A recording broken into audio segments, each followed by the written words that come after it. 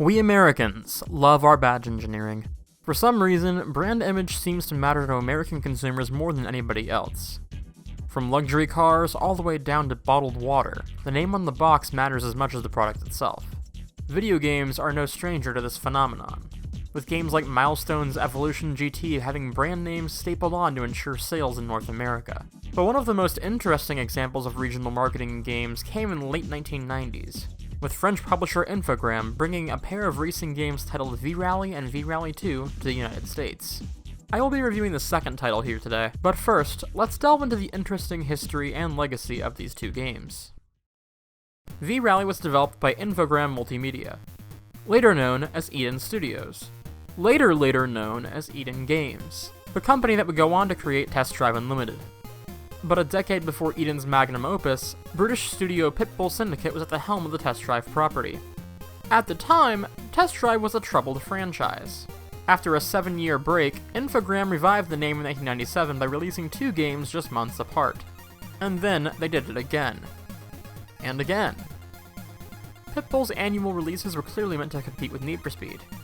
But with a claustrophobic development cycle clashing with other projects, Test Drive seemed to only get marginally better each year, never quite living up to the technical marvel it had been in the past. Sound familiar? So, why am I telling you all that?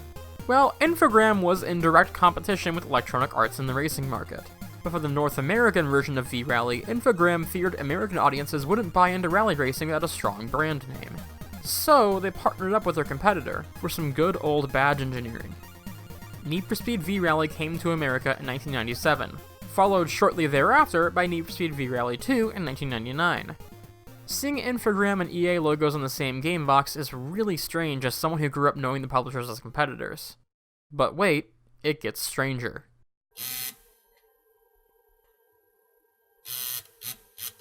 The Sega Dreamcast arrived in America in September of 1999, just 3 months after V-Rally 2 graced the PlayStation. Over a third of the North American launch titles for Sega's new console were racing games, and given the incredible power the Dreamcast brought to the table, it's easy to see why. 480p resolution and mind-blowing fidelity, often at 60 frames per second, lent itself well to the platform. Strangely absent from the platform, though, was Need for Speed. Electronic Arts refused to climb aboard the next generation of Sega hardware, citing a disinterest in competing with the Japanese manufacturer's first-party sports offering, Sega Sports 2K. This put V-Rally 2 in an interesting position. The game was a prime candidate for a Dreamcast port, but with EA refusing to play ball on Sega's field, it couldn't retain its Need for Speed prefix. Meanwhile, Infogrames was building a solid catalog of Dreamcast releases, including Test Drive 6. Seeing an opportunity to build their own strong racing brand for the Dreamcast, Infogrames published V-Rally 2 in North America as Test Drive V-Rally in October of 2000. Aside from fidelity and frame rate, the game was a straight port of the PlayStation version. Just a month later, Infogrames did the same thing again with Test Drive Le Mans, a port of Utechnic's PC game developed by Infogrames Melbourne House. Remember that name, you'll be seeing them later. Test Drive Le Mans and V-Rally were very well received. Actually, they were much better received than the mainline Test Drive series. While these two titles might have earned the brand a positive reputation among Dreamcast owners, it would prove inconsequential 2 short months later, as Sega announced the Dreamcast would end production in March of 2001. Further, Test Drive's many spin-offs had diluted the brand, while the primary developer continually failed to deliver quality products. Again, sound familiar? This led to Eden Studios being thrown the keys to the franchise for Test Drive Unlimited.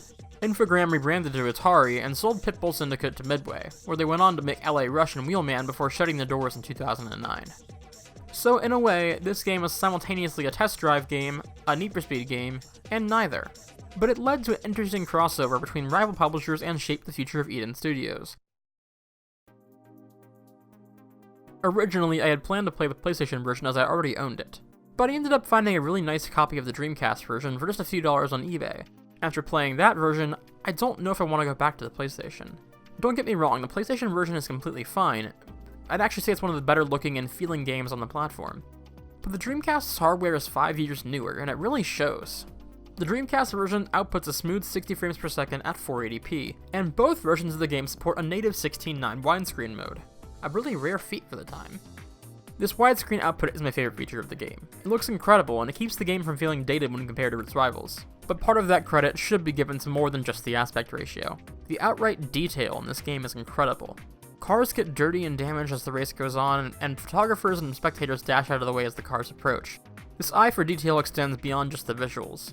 V-Rally has a host of tuning options for the cars that allow for adjustments to suspension, gear ratios, brake balance, and the like. But unlike a lot of games' tuning menus, these options are approachable and easy to understand, while still adding depth to the sandbox. There are 3 main gameplay modes. You have Arcade, which has several sets of levels to beat with checkpoints that extend play like an actual arcade machine. Trophy mode consists of longer series of in-depth races with multiple cars on the track. I wasn't a fan of this mode. The car-on-car racing tended to be too easy in the earlier stages, to the point that I never even saw the other cars. The difficulty ramped up in the second set of events, but the physics got wonky whenever the cars made contact, making it feel unfair and unfun.